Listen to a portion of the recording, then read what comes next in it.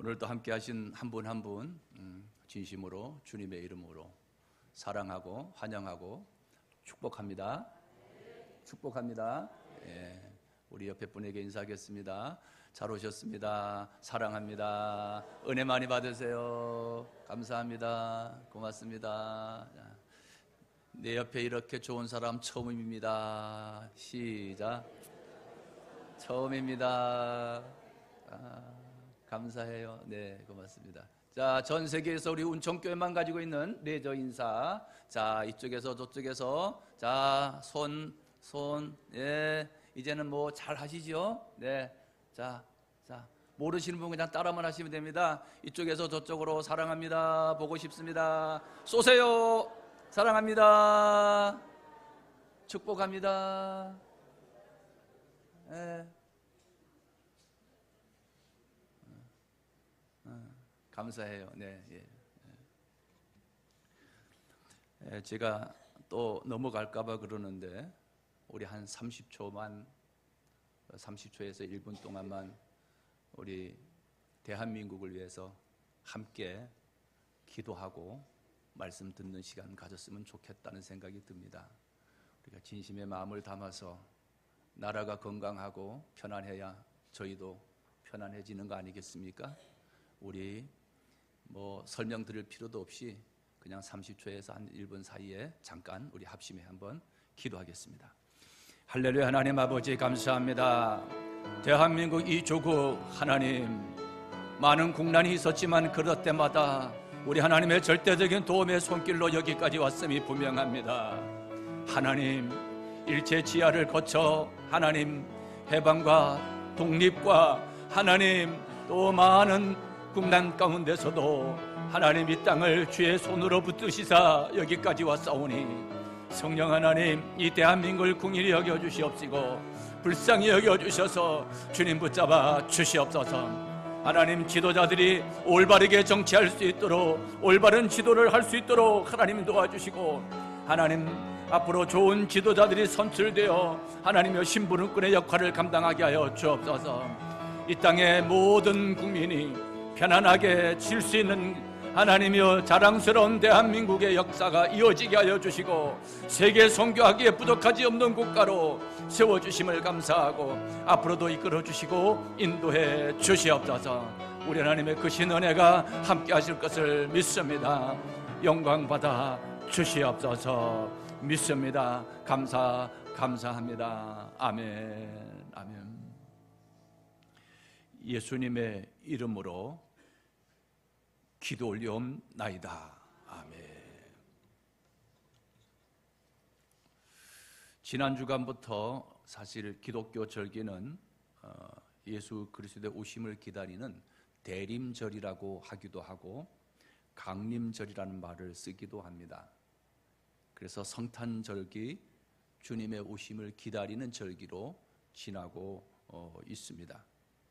대림절, 강림절이라고 하는 뜻은 라틴어로 어드벤투스라고 하는 말을 쓰는데 그 어드벤투스라고 하는 말에서 유래된 말로 그리스도가 이 땅에 오신다라는 뜻이었어요.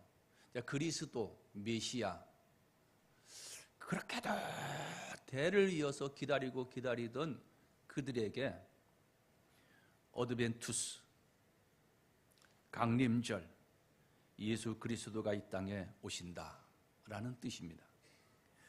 오다, 대림절, 강림절 뜻이 오다, 도착하다라고 하는 뜻을 가지고 있습니다. 그런데 그 시간 이후 시간이 흐르면서 이 대림절이 성탄절, 대림절을 기다리는 마음으로 예수님의 재림을 기다려야 된다라고 하는 절기로 확장이 되었습니다. 이미 초림 예수님은 이 땅에 오셨으니까 우리는 그 예수님을 기다리는 것이 아니라 이제는 이 절기가 아기 예수님을 기다리는 것이 아니라 다시 오실 재림의 주님을 기다리는 절기가 되었어요. 그래서 성탄절기가, 성탄이라는 의미가 예수님의 탄생에만 집중하는 것이 아니라 예수님의 재림에까지 이어지고 있음을 보게 되죠. 그래서 요한계시록이 맨 마지막에 아멘 주 예수여 어서 오시옵소서라고 끝을 맺습니다. 그래서 성경은요, 기다림의 책이에요. 오신 초림의 예수님을 기다리는 것, 그리고 재림주로 오실 예수님을 기다리며 살아가는 것. 그래서 오신 예수님, 오실 예수님을 기다리는 계절이 강림절이다, 또 대림절이다 라고 말씀드릴 수 있습니다. 우리 주님이 오시는 그날, 재림의 주님이 오시는 그날, 우리는 거기에서 우리 옆에 분들과 또 우리 가족들과 함께하는 모든 분들이 만날 수 있는 축복이 있기를 주님의 이름으로 기원합니다. 자, 이 성탄은 하나님이 인간이 되어 오신 그러한 축복의 날입니다. 하나님이 어떻게, 예수님이 어떻게, 하나님이 어떻게 인간이 되어 이 땅에 오셨는가? 마리아라고 하는 여인을 통해 이 땅에 오셨습니다. 도대체 마리아는 어떤 여인인가? 어떤 사람인가? 그 첫 번째가, 마리아는 하나님의 은혜를 입은 자였어요. 자, 이 사건을 통해서 성경 전체를 꿰뚫고 보면 하나님의 구원 역사의 구약을부터 신약 시대에 이르기까지 오늘 우리 시대가 되기까지 수많은 사람들을 통하여 하나님의 구원의 역사를 하나님이 이루어 가시고 계시고 지금도 그렇습니다. 그런데 동일한 점이 있습니다. 마리아가 하나님의 은혜를 입어 자신의 배를 통하여 예수 그리스도, 하나님이신 예수님이 이 땅에 오신 일에 쓰임받아 구원의 역사에 쓰임받은 인물과 같이 여전히 오늘도 하나님의 은혜를 입은 사람을 통해서 하나님의 구원의 역사를 이루어 가신다는 거예요. 자, 마리아가 살던 곳은 나사렛입니다. 나사렛은 지금은 잘 알려졌지만은 당시에 잘 알려지지 않은 시골 마을이었습니다. 마리아는 평범한 처녀였고 누가복음 1장 48절에 보면 스스로 비천한 자라고 자신을 소개하고 있어요. 마리아는 그때 약혼자, 마리아는 약혼한 상태에서 요셉이라고 하는 남자와 약혼한 상태였습니다. 시골 마을에 요셉의 직업은 목수였습니다.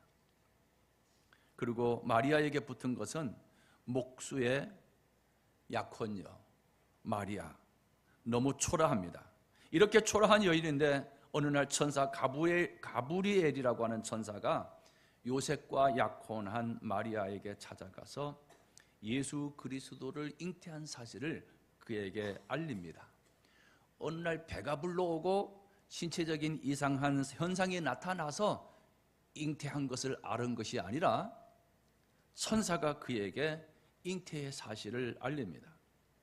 그러면서 마리아에게 이 천사가 두 번이나 은혜를 받았다고 말해요. 28절에 은혜를 받은 자요, 30절에 은혜를 입었느니라 라는 표현을 써요. 여기서 마리아가 받은 은혜, 마리아가 입은 은혜는 뭘까?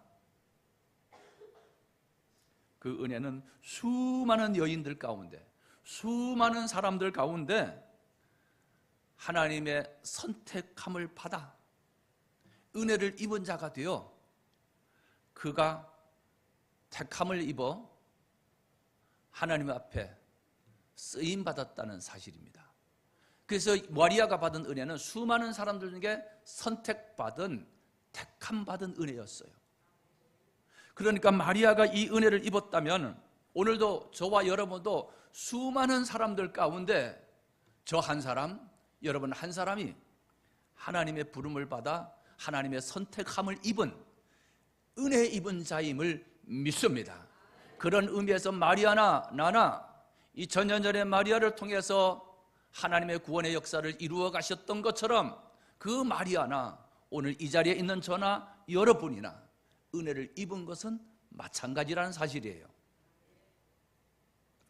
마리아 속에 그리스도께서 오신 것이 은혜라면 예수님을 믿는 나에게도 마리아처럼 은혜를 받았다는 사실을 이 시간 확실하게 짚고 믿고 넘어갈 수 있기를 축복합니다.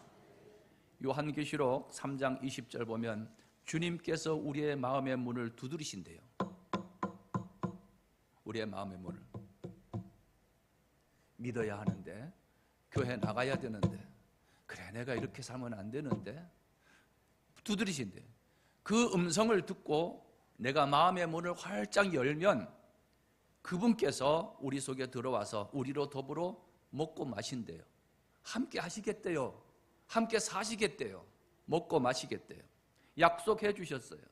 그래서 하나님의 구원 역사는 항상 은혜를 입은 사람들에 의해서 이루어졌습니다. 지금도 하나님의 구원의 역사는 은혜를 입은 사람들의 모임인 교회 공동체를 통해서 이루어 가셔요. 구약의 첫 번째 예를 들어보면 노아가 그렇습니다. 창세기 6장 7절에 보면 내가 그것들을 지었음을 한탄한대요. 노아 시대 얼마나 시대가 악하였는지.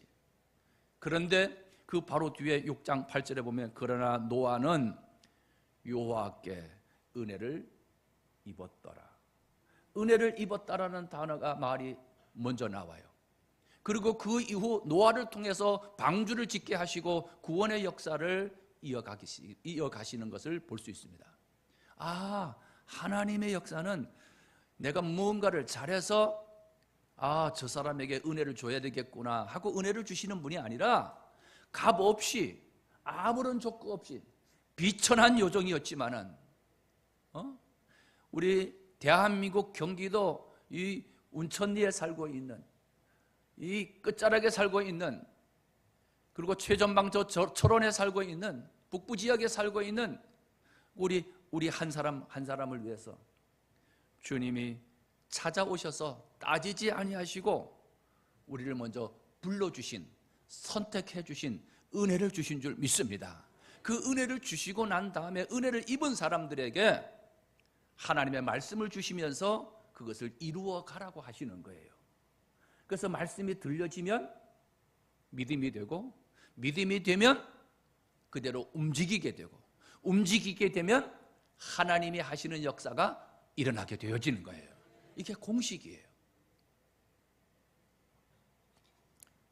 그래서 사도 바울은 고린도전서 15장 10절에 이렇게 표현해요. 자기를 나의 나 된 것은 하나님의 은혜로 된 것이니. 나의 나 된 것은 뭐다? 하나님의 은혜로 된 것이니. 뭐 공부를 많이 하고 머리가 좋고 뭐 똑똑하고 이래서 된 것이 아니라 나의 나 된 것은 뭐다? 하나님의 은혜. 이 고백은 바울의 고백뿐만이 아니라 오늘 이 자리에 있는 저와 여러분의 모두의 고백이 되어야 될 줄로 믿습니다. 칼빈은요, 믿어지는 것이 하나님의 은혜라는 표현을 썼어요. 믿어지는 것이 은혜라는 거예요. 우리가 믿어지는 것이 뭐다? 은혜다. 이 믿어지는 것, 이 믿음까지도 하나님이 주시는 은혜의 선물이라고 성경은 기록하고 있어요. 이처럼 은혜로 동정녀 마리아에게 찾아오신 아기 예수님은 지금도 우리에게 찾아오십니다. 결코 죄와 함께 할 수 없는 분이 죄인인 우리들에게 찾아오셔서 함께 하십니다. 그래서 은혜는 인간과 하나님의 만남, 이것이 은혜예요. 내가 하나님을 만난 것이 은혜라는 거예요. 그런데 마리아는 어떻게 만났습니까? 하나님이 보내주신 천사를 통해서, 말씀을 통해서 만나게 돼요. 우리는 어떻게 만납니까? 누군가가 우리에게 복음을 전해주고 말씀을 전해줘서 나에게 복음을 전해주고 나에게 말씀을 전해준 사람이 오늘 우리들에게는 가브리엘 천사와 같아요. 그 가브리엘 천사를 받아들이고 그가 전해준 복음을 받아들이고 영접하는 것, 이것이 은혜를 받고 은혜를 누리는 겁니다. 오늘 우리에게 찾아오신 예수님을 우리는 마음으로 모셔드리는 것이 은혜예요. 받아들이는 것, 영접하는 것. 아무리 좋은 말을 해줘도, 좋은 정보를 줘도 내가 그것을 듣고 믿고 받아들이지 아니하면은 그냥 흘러가는 것밖에 안 돼요.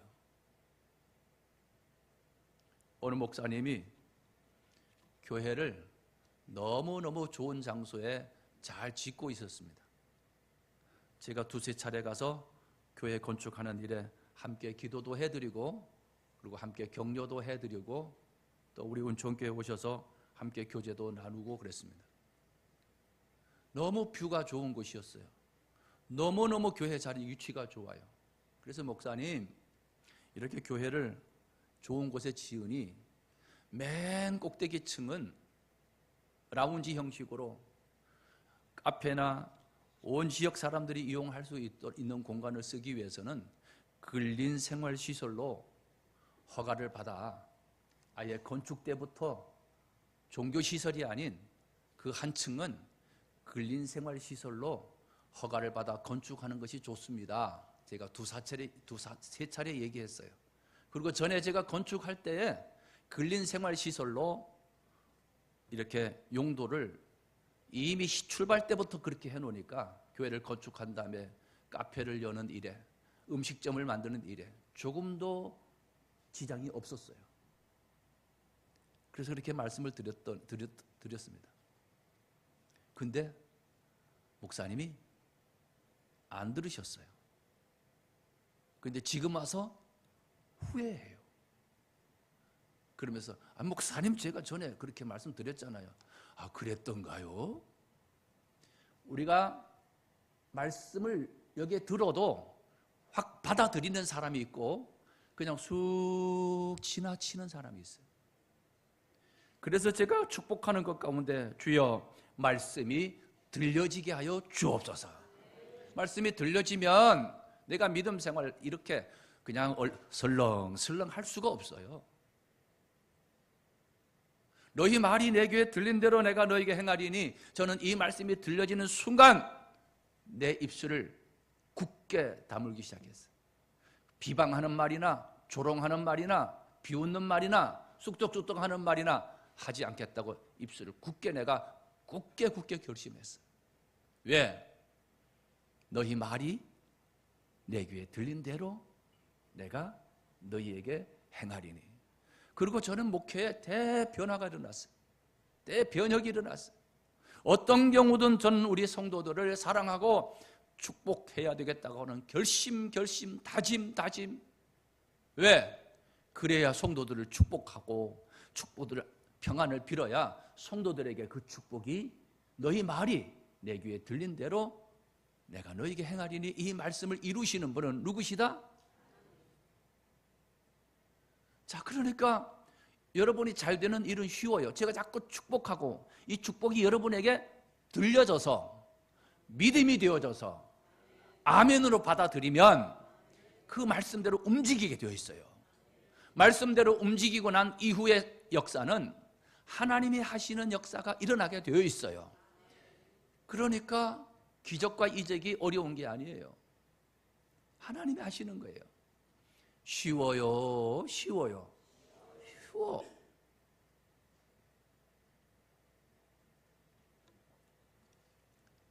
마리아는 은혜를 입었고 은혜를 받았어요. 어떻게? 가브리엘 천사를 통해서, 말씀을 통해서. 보라, 31절에 내가 잉태하여 아들을 낳으리니 그 이름을 예수라 하라. 내 이름을 예수라 하라 말씀이 그에게 임하였어요. 마리아는 이 말씀을 받아들일 수가 없어요.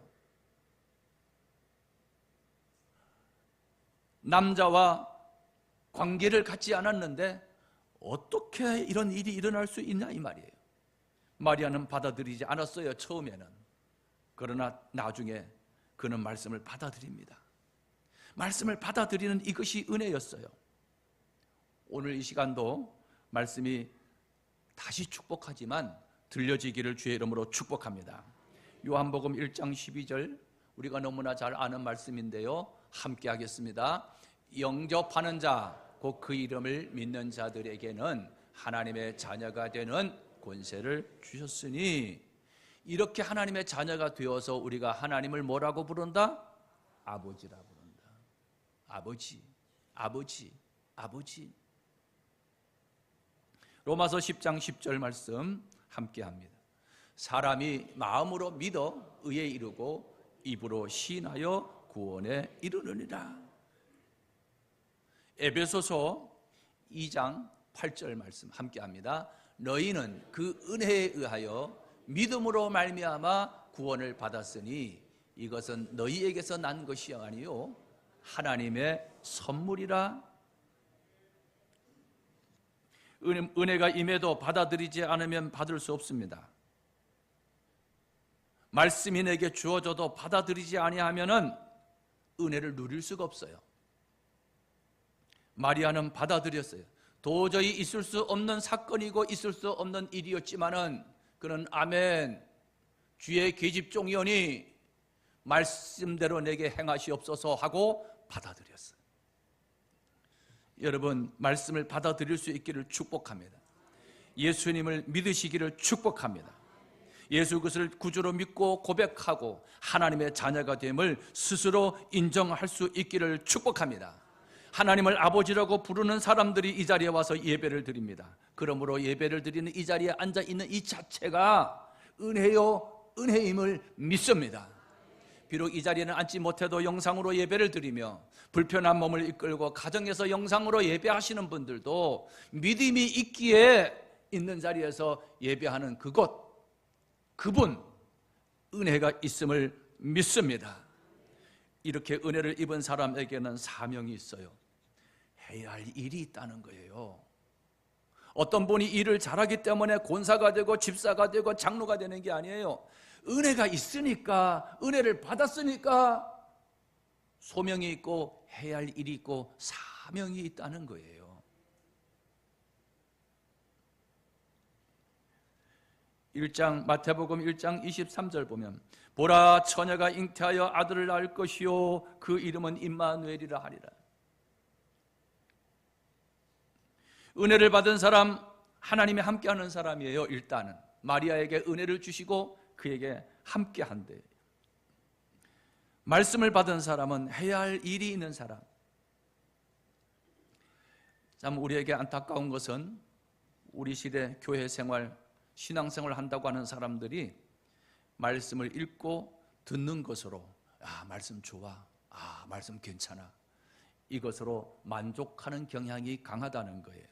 그런데 참된 신앙은 좋은 말씀을 듣고 귀만 즐겁게 하는 것이 아니라 읽고 듣고 본 말씀을 믿고 그리고 그 말씀을 지킴으로 구체적으로 체험하는 거예요. 가브리엘 천사가 마리아에게 잉태 사실을 알리게 되죠. 이게 말씀이었어요. 인간의 이성으로서는 말도 안 되는 일입니다. 그런데 마리아는 37절에 보면 대저 하나님의 모든 말씀은 능하지 못하심이 없느니라 받아들여요. 그러면서 주의 여종이 오니 말씀대로 내게 이루어지이다. 주의 여종이 오니 말씀대로 내게 이루어지이다. 당시 처녀가 잉태하면 어떻게 되는지 너무나도 잘 알고 있는 이 마리아, 당시를 연구하는 학자들에 의하면 이때 마리아의 나이가 12살, 요즘 우리로 말하면 초등학교 6학년, 중학교 1학년 아이였어요. 이 어린 소녀가 잉태됐다고 하는 것이 무엇인지를 알아요. 그것을 받아들여 잉태되면 자기가 어떻게 된다는 사실을 알아요. 그럼에도 그는 이 말씀을 받아들여요. 주의 여종이 오니 말씀대로 내게 이루어지이다. 내가 이 말씀대로 살면 내가 어떻게 된다는 사실을 뻔히 알면서도 이 말씀을 받아들여 지킵니다. 은혜가 있는 사람, 은혜를 받은 사람은 목숨 걸고라도 해야 할 사명이 있습니다. 그래서 수많은 은혜를 입은 사람들이 세계 곳곳에 나가 선교 사역을 감당하고 있습니다. 은혜가 아니면 어떻게 그렇게 나가서 살아갈 수 있겠습니까?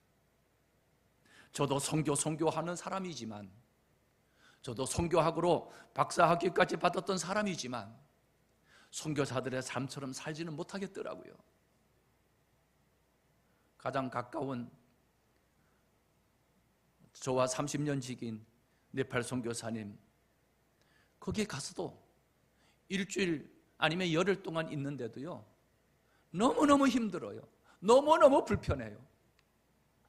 거기에 30년을 살아가고 계십니다.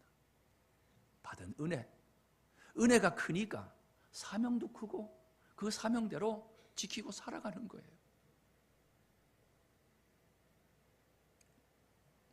은혜를 입은 사람은 말씀을 받아들이지요. 아멘을 잘하지. 은혜를 입은 마리아가 해야 할 일은 말씀을 이루어가는 것입니다. 27절에 다윗의 자손 요셉이라는 사람과 약혼한 처녀에게 이르되 그 처녀의 이름은 마리아라. 처녀가 그 말을 듣고 놀라 이런 인사가 어찌함인가 생각하며 34절에 마리아가 천사에게 이렇게 말합니다. 나는 남자를 알지 못합니다. 남자를 알지 못한다는 것은 성적인 관계를 경험해 보지 못한 처녀라는 말이에요. 그래서 이 처녀를 통해서 오신 분이 예수님이시기 때문에, 예수님은 남자와의 관계를 통해서 태어나신 분이 아니시기 때문에, 성령으로 잉태되신 분이시기 때문에 죄가 없으시면서도 이 땅에 태어난 완전한 인간, 완전한 사람, 그러자 동시에 그는 죄가 없으신 하나님이 우리를 구원하시려고 친히 인간의 몸을 입고 이 땅에 태어나신, 이 땅에 찾아오신 사랑의 예수님이심을 믿습니다. 다른 종교는 무언가를 열심히 돌을 쌓아서 신을 찾아 나서는 종교라면, 우리가 믿는 종교, 우리가 믿는 하나님은 내가 하나님을 찾고 찾다가 헤매다가 어느 날 만난 것이 아니라 죄인 중에 괴수였던 나를 하나님이 사랑하셔서 우리에게 찾아오신 사랑의 하나님이심을 믿습니다. 믿습니다. 남자를 모르는 이 여인이 임신을 한 겁니다. 세상에 이런 일이 있습니까? 어찌 있을 수 있겠습니까? 과학적으로는 절대 불가능한 일입니다. 이성적으로 납득할 수 없습니다. 성경은 과학을 무시하지 않습니다. 그렇지만 과학을 초월하는 일들이 많이 기록되어 있습니다. 우리 성도들의 생활 속에 과학적으로 증명되기 어려운 기적들이 종종 일어납니다. 사실 과학이라는 것도 하나님이 만들어 놓은 법칙 가운데 인간이 발견한 것에 지나지 않아요. 인간이 발견하지 못한 하나님의 법칙은 아직도 무궁무진합니다. 때문에 인간이 이해할 수 없는 일이라고, 납득할 수 없는 일이라고 거짓말로 생각해서는 안 된다는 거예요. 하나님의 기적은 육신의 편안함보다 하나님의 말씀을 선택할 때, 그래, 내가 이 말씀을 지킬 거야 하고 그 말씀의 길을 걸어갈 때 과학을 초월한, 이성을 초월한 기적을, 이적을 하나님이 하시면 됩니다를 경험할 수 있습니다. 그러므로 이해가 안 되고 손해가 있더라도, 어떤 희생이 있더라도 하나님의 말씀이라면 그 말씀을 부여잡고 그 말씀을 지켜내기를 주의 이름으로 축복합니다.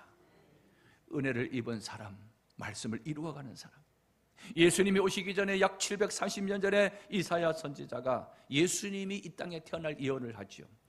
이사야 7장 14절에 700여 년 전에 보라 처녀가 잉태하여 아들을 낳을 것이요, 분명하게 말씀하고 있어요. 보라 처녀가 잉태하여 아들을 낳을 것이요 그 이름을 임마누엘이라. 예수님이 탄생하기 700년 전에 그 말씀이 이사야 선지자의 통해 말씀을 주셨어요. 이 말씀을 마리아를 통해서 이루어가는 거예요. 여인의 후손을 통해서, 처녀를 통해서 말입니다. 이렇게 잉태하신 예수님은 성령으로 잉태하셨대요. 성령으로 말미암아 잉태되었다는 거예요.